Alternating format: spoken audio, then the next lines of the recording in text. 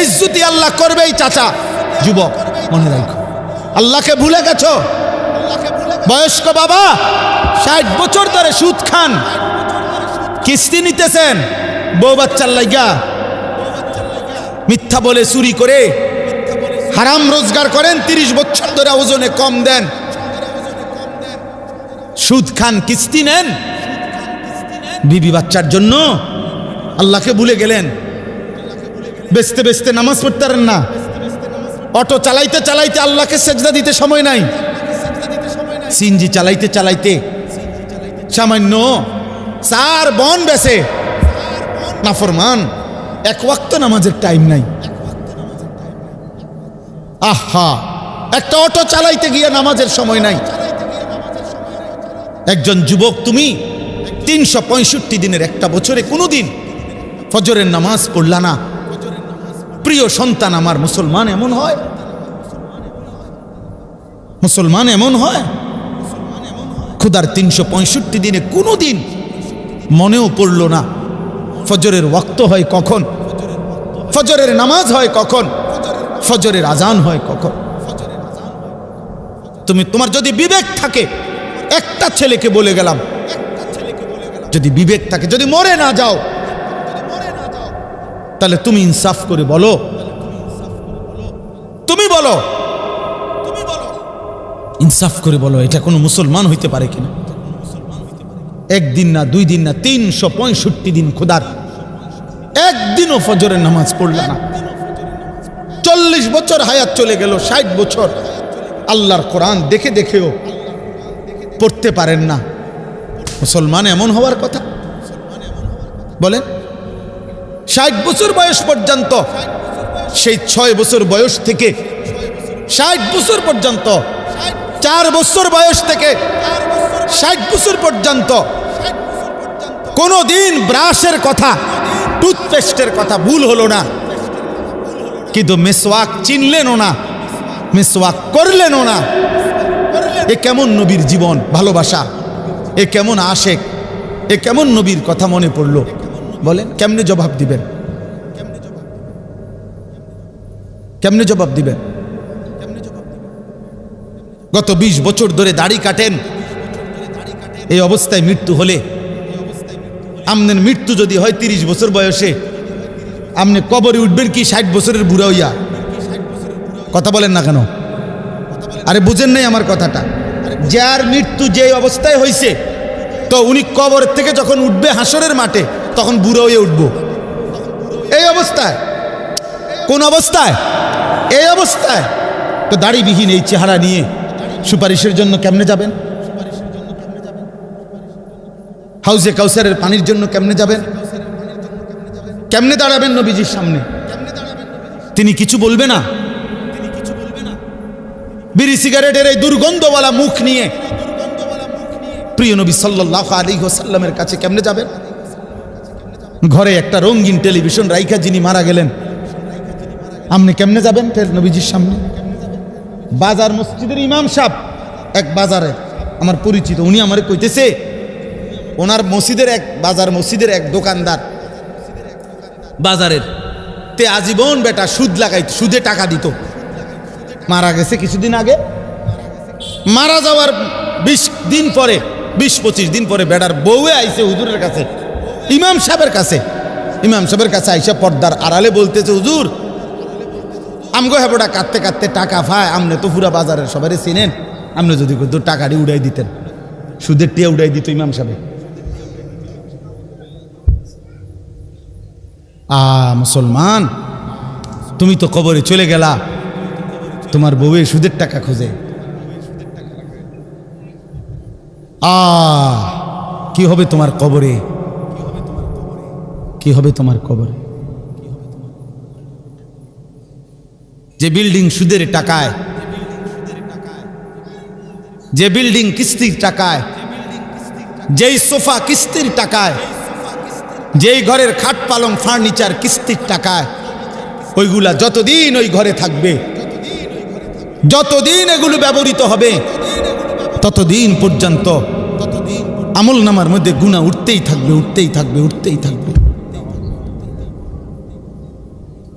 আপনি কবরের থেকে তওবা করবেন কেমনে? কবরে তো তওবা করা যায় না, তওবা এখানে করতে হয়। মরার পরে তো তওবা করা যায় না বাপ, কবর থেকে তো তওবা করা যায় না। আল্লাহ পাক বলছেন আমি বেইজ্জতি করব, ফাতারাব্বাসু, অপেক্ষা করো, আমি শাস্তি দেব, আমি আযাব দেব, আযাব দেব। আল্লাহকে নারাজ করে দুনিয়া চলছো যুবক, চলো। কতক্ষণ দেখবা নারী? কতক্ষণ? মোবাইলে উলঙ্গ ছবি কত বছর দেখবা? যৌবনে কোনোদিন ভাটা পড়বে না? এই শরীর শেষ হবে না কোনোদিন? কতক্ষণ দেখবা নারী? কতক্ষণ? আজ কিংবা কাল হয় বৃদ্ধ হইবা, নয় কবরে যাইবা। তখন কি বলবা? রবের সামনে কি বলবা? আল্লাহ পাকের সামনে কি বলবা? আল্লাহ তাআলা কোরআনুল কারীমের মধ্যে বলছে ওয়ালা তাকরাবুজ জিনা, জিনা ব্যভিচার, নারীর সাথে কোনো রকমের অসভ্যতা তার কাছেও যেও না। নারীর ওই ফান্দে পাও দিও না যেখানে গুনাহ হয়। ফাত্তাকুদ দুনিয়া ওয়াত্তাকুন নিসা, নবীজি বলছে দুনিয়ার ধোঁকা থেকে বাঁচো, নারীর ধোঁকা থেকে বাঁচো। নারীর হাসি ভিন নারী, ওটা তোমার জাহান্নাম। নারীর নাচ, ও তো জাহান্নাম। বেপর্দা নারীর হাঁটা চলা, হায় যুবক, মোবাইলের ওই নারী, সে তো তোমার না, সে মোবাইলও তো নাই, সে তো ছবি দিয়ে তার কাজে চলে গেছে, তোমারে নষ্ট করে দিছে। তুমি শুধু ছবি না দেখো, তুমি তো ওই নারীকে দেখো না, ওই নারী তো নাই। তুমি ছবিও তো দেখো না, এ তো ছায়া ছবি, এটারে ছায়া ছবি কয়, ছবির ছায়া। এটা ছায়ার পিছনে জীবন শেষ করে দিলা। শরীরের যৌবনের শক্তি নিজের হাত নাপাক জায়গায় ব্যবহার করে যৌবনের এমন সুন্দর শক্তি নষ্ট করে দিলা ছায়া দেখে দেখে। আস্তাগফিরুল্লাহ, আস্তাগফিরুল্লাহ। আহা, বাপ চাচা মুরব্বী সব আছে দেখে এত বেশি কইতে পারলাম না, বলে আরো বলতাম। এজন্য কিশোর নওজোয়ান, তোমাদের সবচেয়ে বড় দুর্ভাগ্য ওই ছেলেদের যাদের প্রকৃত অর্থে কোনো অভিভাবক নাই।